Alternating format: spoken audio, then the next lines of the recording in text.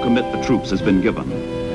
Land the landing force. The day of hit and run in the Pacific is over. The hour of hit and stay has come. The first American amphibious operation in World War II is enacted like a dress rehearsal. Bombardment has driven the enemy off the beaches. The Marines walk ashore, into the island.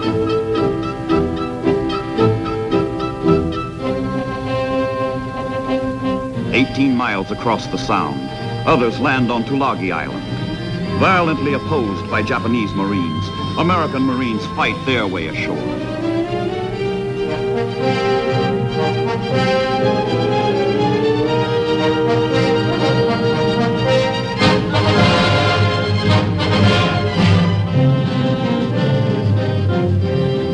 And in the air, the Japanese strike back swiftly, strike back hard.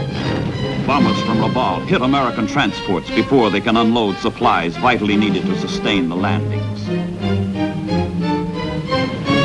Damage to the transports at sea means near disaster to the Marines ashore.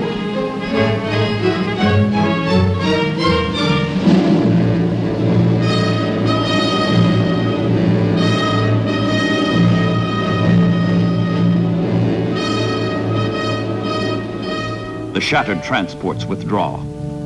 Stripped of supplies, the Marines dare not waste a moment encountering their implacable, impersonal, hateful foe, the jungle. Now it begins. The toil and the terror that makes Guadalcanal not a name, but an emotion.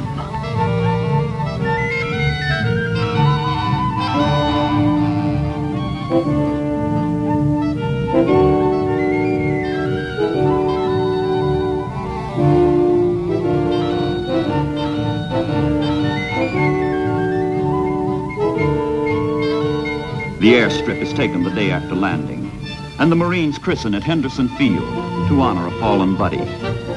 Their own gear destroyed, the engineers use Japanese equipment to prepare the field for the first American planes.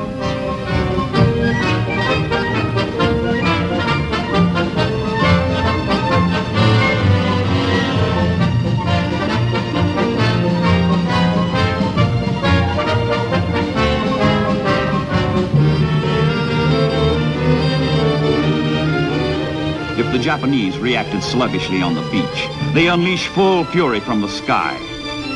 Their own field now menaces their own flank. They go all out to destroy it first, planning to retake it later.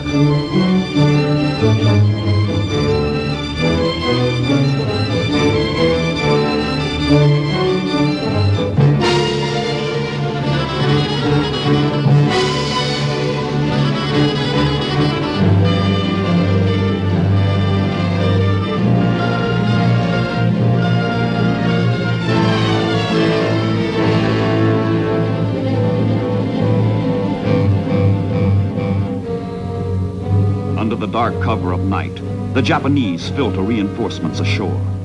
Special landing troops, Imperial Marines, crack units. Their general has warned. This is the decisive battle between Japan and the United States. A battle on which the rise or fall of the Japanese Empire will depend. No troops are better fitted than these to master the jungle. Fearless, these men have been schooled in stealth and infiltration. They are experts in ambush and concealment.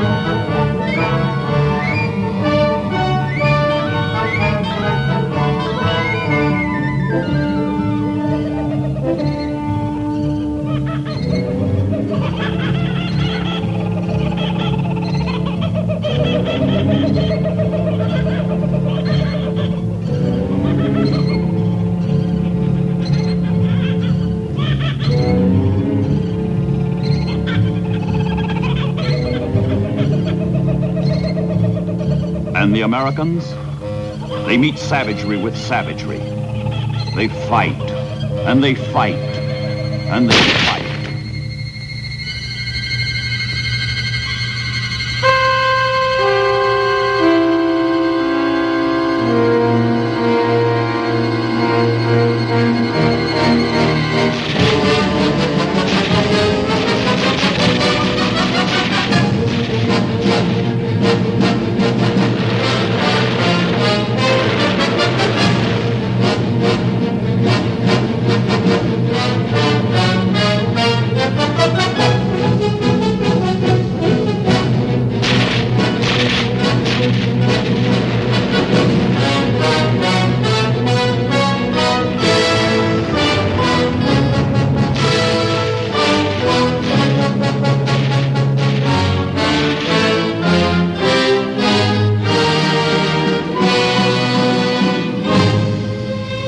History of human slaughter. Few troops have ever endured such scourging as the Marines on Guadalcanal. The casualties mount from the fighting, from malaria, from dengue, from the rot and corruption of the jungle, which knows not mercy.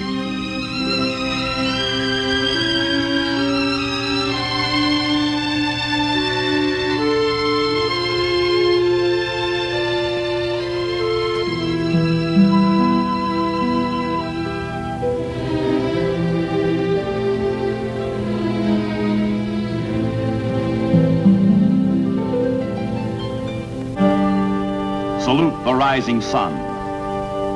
Throughout their empire, throughout newly conquered Southeast Asia, throughout the South Pacific, the Japanese pause out of respect for their symbol of national superiority. Theirs not to reason why. Theirs but to do and die. And die they will, and die they do in a series of the most terrible sea battles in history. Down from their island fortress to the north, Rabaul, comes the Imperial Japanese Navy with timetable regularity, the Tokyo Express. But sailors of the United States and Australian Navy sacrifice their blood for their brother Marines, who cannot hope to control Guadalcanal against an enemy who controls the surrounding seas. The Japanese come down the slot of water between the Solomon Islands and head for the sound called Iron Bottom, because it is strewn with the hulks of dead ships, the bones of dead sailors. The Battle of Savo Island, the Battle of the Eastern Solomons, the Battle of Cape Esperance, the Battle of the Santa Cruz Islands, the Naval Battle of Guadalcanal, the Battle of Tassafaronga, the Battle of Rennell Island. Nights of inhuman ordeal and defeat. Nights of more than human valor and victory.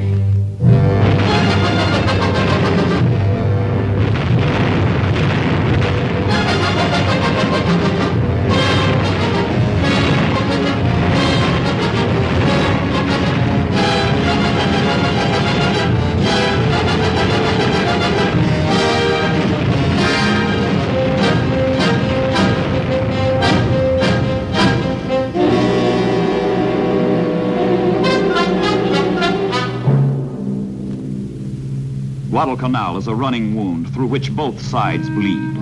A hemorrhage of naval strength, of men, of materiel. Far from the dying and destruction. Far from the sailors and Marines who fight and pray for victory and salvation. The United States of America organizes her land, her resources, her industry, her men to answer the distant prayers. In the greatest mobilization of strength ever known to the world, America prepares to rescue the world. And to the rescue, America marches.